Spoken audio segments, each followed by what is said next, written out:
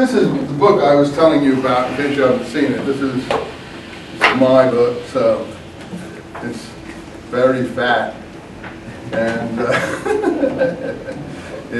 but it has a good index that a lot of people in this university helped me work on. Particularly people like Ron Dubay helped compile that, and Ron helped do the charts in this thing, actually. Not the maps, but in case any of you have had him, some of you have had him in classes. So I'll give him credit for that Herodian genealogy there, and a few things like that. And we worked like killers on the index, so it's got plenty of index. And it's got chapters like, okay, what's it got in it? If I can remember myself. It's got Second Temple Rise of the Maccabees, Romans, Rhodians, Jewish sects, first century sources mentioning James, early church sources, Dead Sea Scrolls, first appearance of James in Acts, picture of James in Paul's letters, James' succession, election to fill Judas Iscariot's office, the election of James in early church tradition, James's Rechabitism and Nazaritism, things probably some of you haven't even heard of, James's vegetarianism, abstention from blood, consuming no wine, his bathing habits, his clothing habits, James's opposition high priest, the stoning of James and the stoning of Stephen, the death of James in historical setting, the attack by Paul on James, the attack on Stephen, truth about the Egypts, the death of James, Peter's visit to Cornelius, and Simon's visit to Agrippa I, many things you probably haven't heard about. The apostleships of James, Cephas, and John, James the first to see Jesus, Last Supper scenarios, Emmaus Road, Jesus' brothers as apostles, Judas the brother of James, the conversion of Queen Helen and the Ethiopian queen's eunuch, and Judas, Thomas, and Theuda the brother of the just one. So you probably have heard of about maybe half of those topics. And that's the problem. Even forget non-believers, they don't know anything. But even believers know only maybe the tip of the iceberg on what really exists in this subject. So that's why I said originally that it's fine and belief is good in the church setting or wherever it is that you feel you want to express that, whether it's by the seaside, surfing, or some other environment. That's one thing, but if you want to get into the history, there's a vast amount of data that you have to pour through to make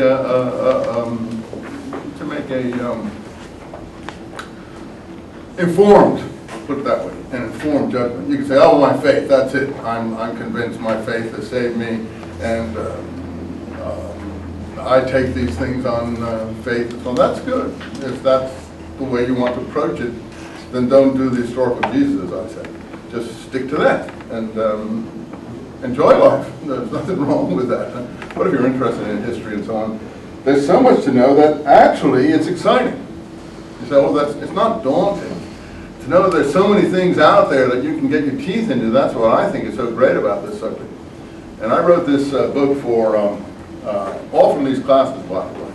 I wrote this book for beginners and, specialists alike. So I put all the sources in the book, which accounts for its weight, so that the beginner would not be at a disadvantage from the specialist.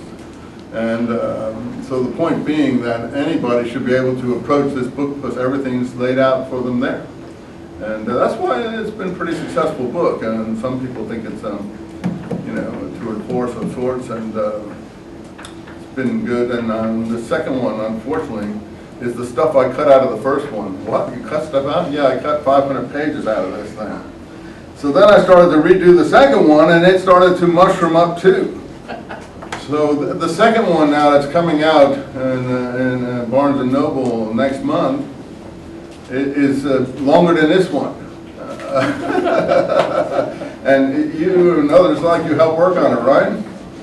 Some of you folks, a little bit, and your friends did, right? Yeah, right.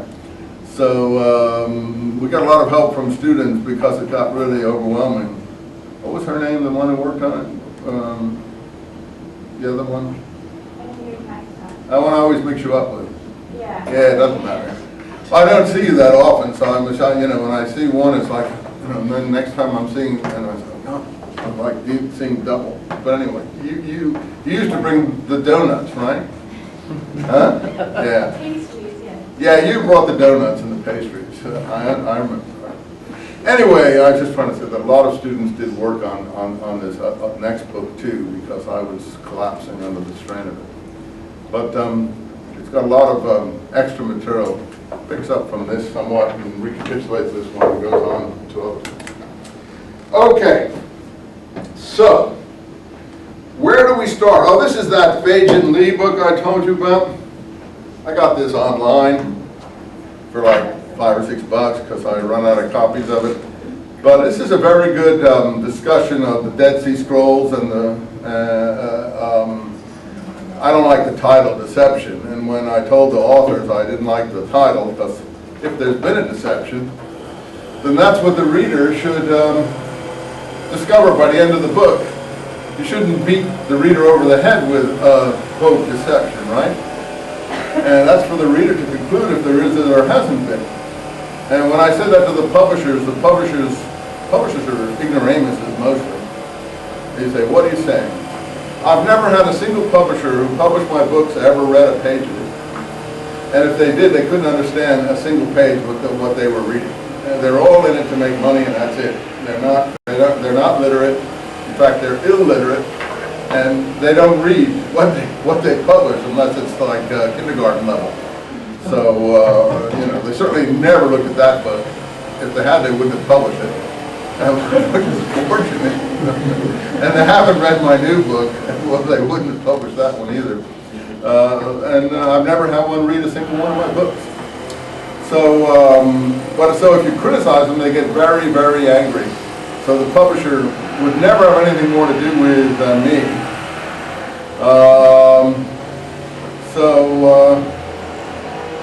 In the acknowledgments here, we should like to thank Robert Eisenman for the generosity which he made available to us this time, blah, blah, blah, blah, blah, blah, blah. So they pay some tributes to us here, and let's see. It was at this point we came upon the work of Robert Eisenman, Chairman, Department of Religious Studies, Professor of Middle East Religions at California State University, Long Beach. Eisenman had been an undergraduate at Cornell at the time of Thomas Pynchon. He studied comparative literature under Vladimir Nabokov, received a BA in Physics and Philosophy in '58, an MA in Hebrew and Near East Studies from NYU in '66. '71 he got a PhD in Middle East Languages and Cultures from Columbia University. Blah, blah, blah, blah, blah, blah, blah, blah, blah, blah, blah. But you see, the point is that they really do go on and admit that, where they stole everything from. And that's the key. So I'll take responsibility for everything in this book except their what if